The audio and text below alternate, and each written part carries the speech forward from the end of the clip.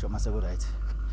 Mabandla kaMjona kaNdaba nina bengashana kamenze yaphuza umlaza kaMeva nina besilo qhu saphinde sahlangana asiphinde ke sibambane uTK Zuma lona wendaba zeSA News ezichemile futhi ezithatha uhlangothi sesifikile ke esigodini sakwaDungamanzi eMsinga lapho besikhona sizothi dudu emndenini wakwaDlamini njoba sazi ukuthi sife olwembiza angihambi ke ngedwa njengoba bengishilo ngihamba nenkosi yesizwe sakaMnikathi kanye nenkosi yamayelobhoni sifike nethodlana ke esizothi dudu ngalo eliqhamuka kumfowethu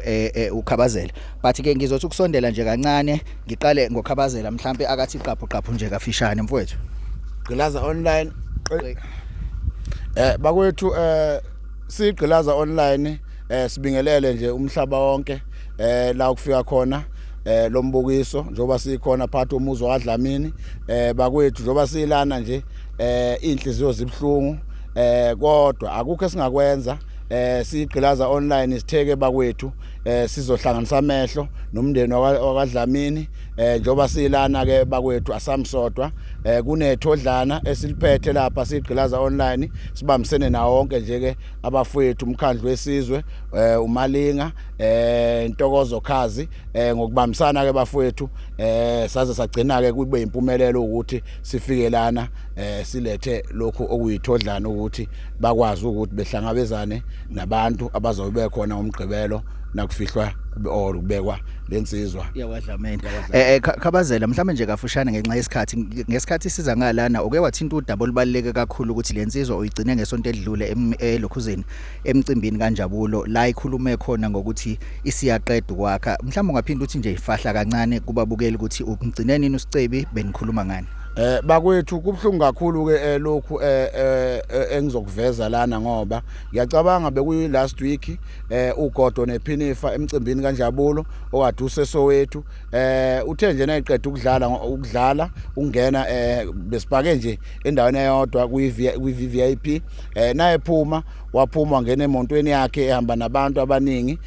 wasethi cha Mkhize awuthi ke ngene ngapha ngakuwe ngizohlala ngawo ngoba abantu ngifuna ukuhlala ngisafuna ukuyihlalela nje kahle ngithi ukuphumula ngoba manje abantu belokube ngihluphe njalo bayafika bengivula iwindi manje nangabe ngingasakhulumi nabo kuba ngathi ngiyiqhenya ngicela ukuhlala ngapha mfowethu sibongile nangesipho osiphe uNjabulo nami ngisendleleni Khabazela njoba ufikile ekhaya wabona ukuthi sengisemaphethelweni ukuthi ngiyaqeda umsebenzi project engenze ekhaya okuyindlu yami ke esho yena mfowethu njoba sasikhulumile ngisaselapho ekuthenini ngizolanda inkomo embili angazi ke Khize ngoba khona ukukhulumile kodwa phela ngeke ngikukhumbuze indoda iyazi ukuthi ihlele kanjani elami ngathi mfowethu owakwethu wena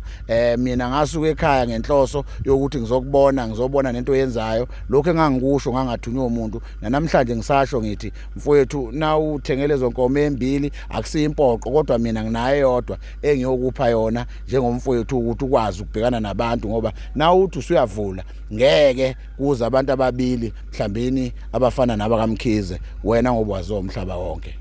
ejulile kakhulu siyabonga Khabazela nako konke okwenzakalayo basi ngicela ukuyivala njena ngenkosi yesizwe sakaMnikathi undaba ezitha kukuphatha kanjani okwenzeke ngiyazi ukuthi benixoxe kakhulu naleli qhawe futhi womunye wabantu akade betuswa ngenswebu nali qhawe mfowethu kukuphatha uzizwa unjani Nxamalala akukhulumeki mina wethu ngifisa ukusho lokungakufihli uyabona nje ngenkathi kuvela inhliziyo yami yashona phansi ngiyakhumbula ukuthi ngakuthinda nje same time ngiqeda ukuyithola le ndaba bengazi mina ukuthi ngimkhonze kangaka uSicebi bengazi ukuthi sabantu abakhulumayo emafonini kodwa mengabe sekwenzeka lo mshophi I literally cried ngenxa nje inhliziyo yami yavela yakhathazeka ngakhona yabhlungu ngakhona okunye futhi engikunotisile ukuthi bonke abantu eSouth Africa yonke bayakhala egodini ezahlukahlukene emadolobheni ahlukahlukene lokho kodwa kuveza ukuthi ke indlela abeziphethe ngayo leyansizwe ibikade ilunge kakhulu inomoya omuhle ilekelela ke futhi nasendaweni ngoba siyezwa ukuthi ibisifaka kakhulu isandla nasendaweni nasezikoleni so ke mfethu sibhlungu kakhulu sisemanzini sonke njenge South Africa siyafisa ukuthi ke umndeni ukwazi ukuthi uyithole enhlizweni zabo ukuthobeka nanokuthi ukwazi ukudlulisa kuyothatha isikhathi ngoba bekade kuyiseyiqume ngenxa ye-age yakhe eyistar egqamile kakhulu emphakathini ngiyacabanga ukuthi ngisho nasendaweni yaseMsinga ube omunye wabantu ekuthenjelwe kubona ukuthi nasi istar nathi sizibona ngaso endaweni endaweni ukuthi sabantu asibancinyane emsinga. So uNkulunkulu ukuthi mengabe ethatha isinqumo sokuthi amsondeze eduzane siyakhala kakhulu mfowethu, yiloko singakusho. Siyabonga kakhulu indaba ezithi sibonge kakhulu nawe Khabazela, siyathemba ukuthi konke kuzohamba kahle. Izindaba ze-SA News zicemile futhi zithatha uhlangothi.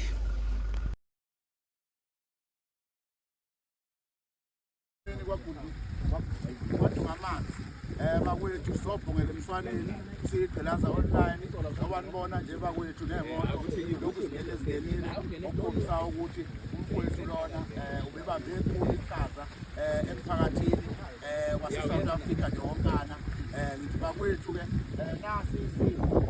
sibuya kwagqilaza online nomalinga ebambisene nentokozo khasi abafowethu lana bomkhandlu wesizwe. Sithi ke bakwethu ayezivakalise nje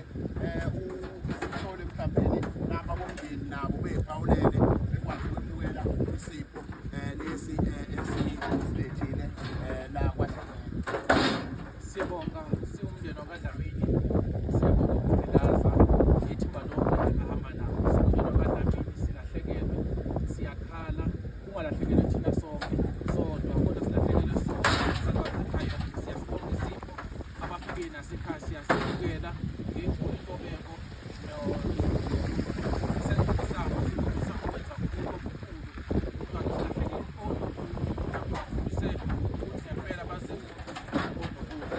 kaDlamini. Siphakamisa ukubonga sithi abakwenze kuthina baqhubeke bakwenze nabakwabanye. Siyabonga. Hayi